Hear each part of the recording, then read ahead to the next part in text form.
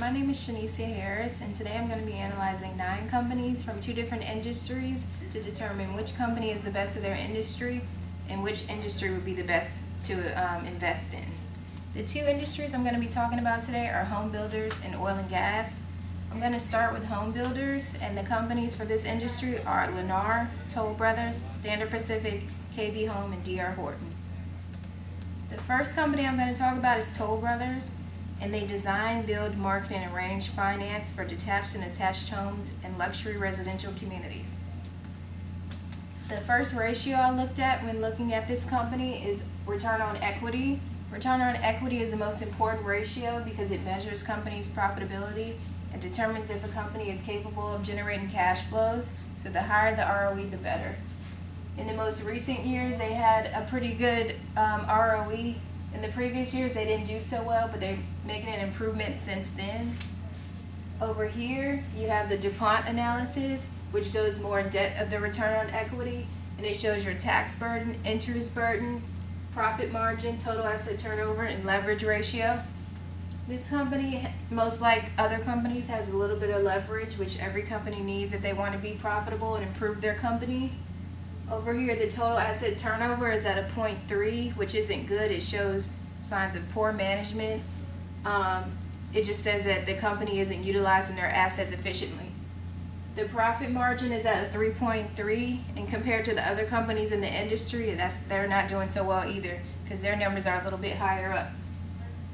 Also, over here you have the short-term solvency ratios, the cash ratios and current ratios, which just tell how liquid the company is, if it's able to readily available turn their assets into cash if need be to oblige to their debts, which they have pretty low numbers as well.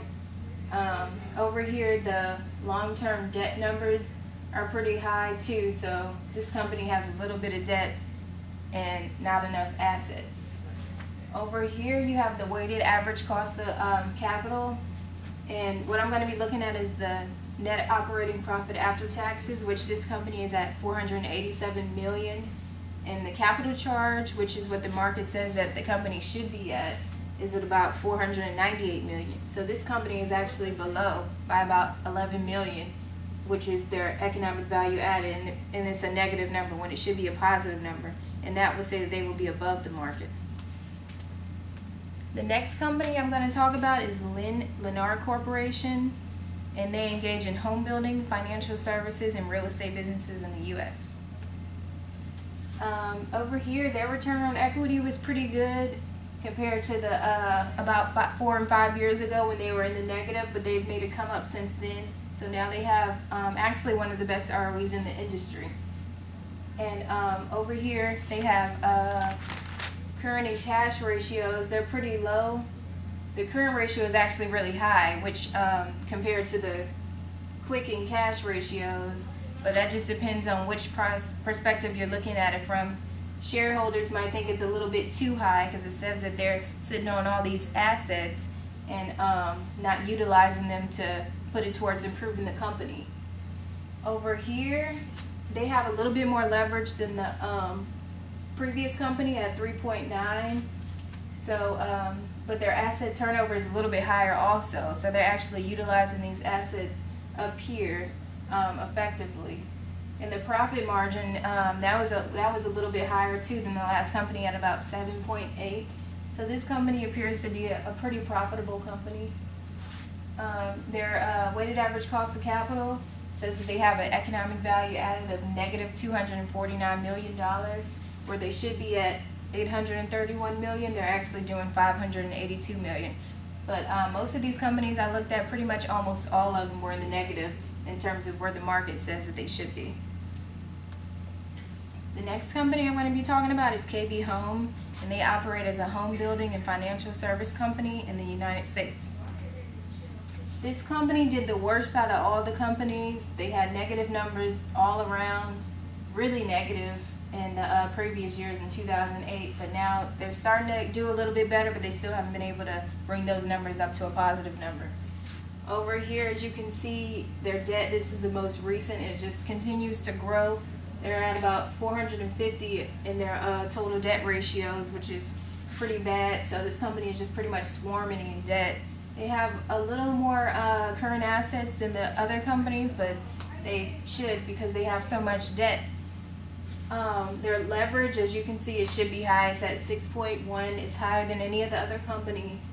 And their total asset turnover, somehow they're managing to effectively utilize their assets, because that's actually one of the highest ones at a 0.61.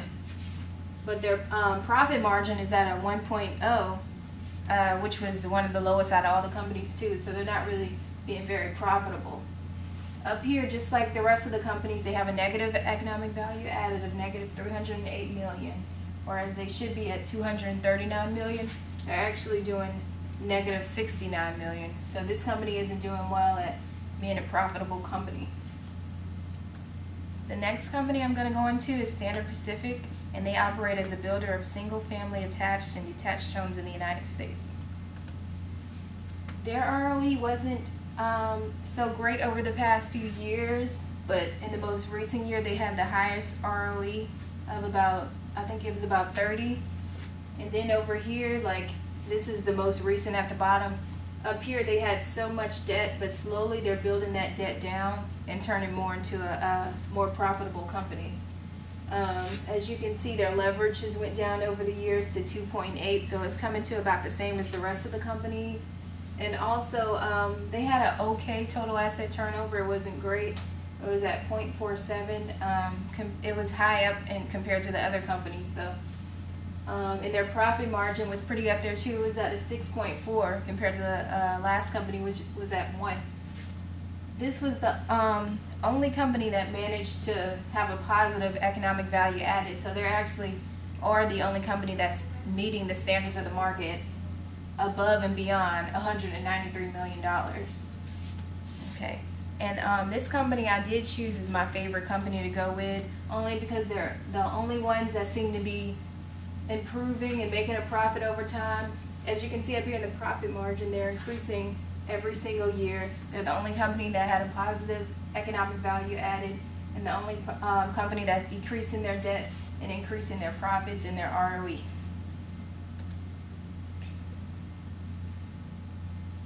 The next company I'm going to talk about is DHI, which is D.R. Horton, and they operate as a home building company. And this company engages in the acquisition and development of land.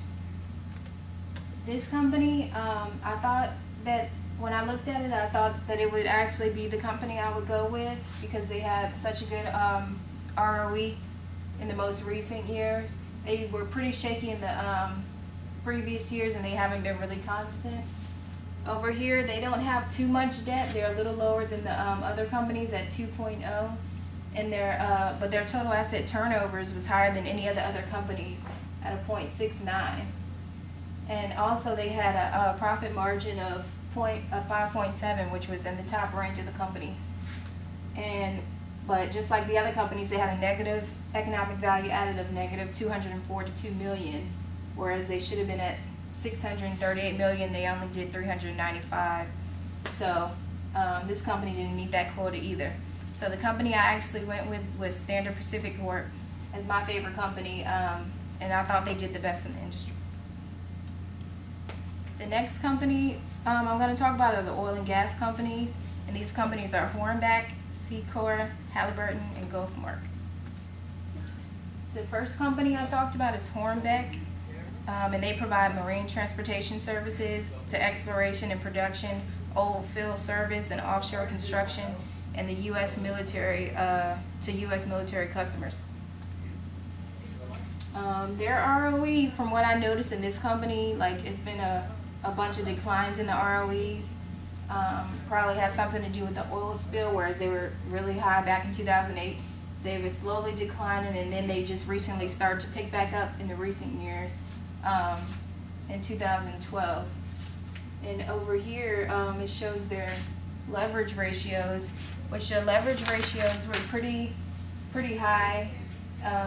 They had a lot of debt and not a lot of current assets and to fulfill these current liabilities.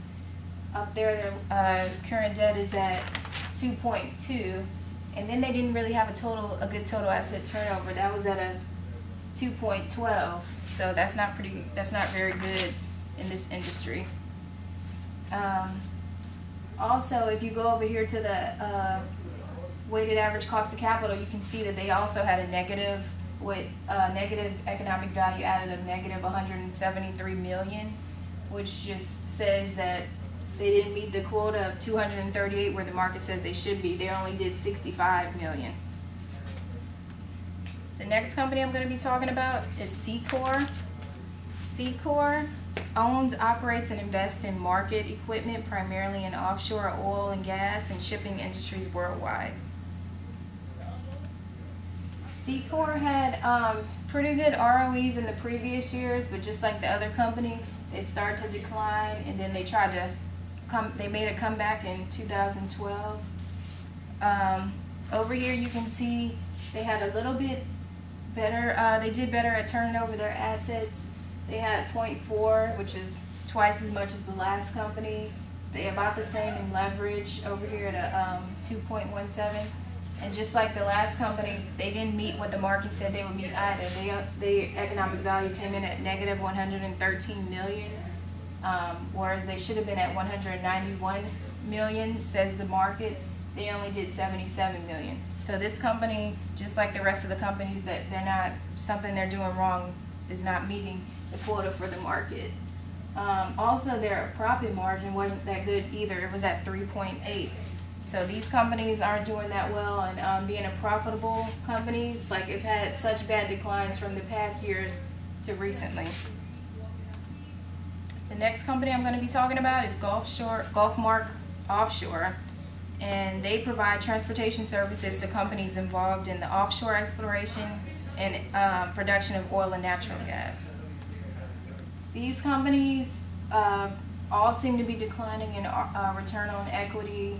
It was negative in 2010, came back up in 2011, dropped back down. They had one of the lowest returns on equity. They don't have very much debt at all. They have probably the least amount of leverage at 1.6. And then up there in profits, they're at 11.1, which is pretty good considering they don't have much debt, but they don't have much current assets either to back it up. It's just pretty much been on a steady decline here, so they don't seem to be doing well in increasing that return on equity somehow. And over here, just like the other companies, where the market is saying that they're doing negative $118 million, whereas they should be doing $163 million, none of these companies are meeting up to that standard.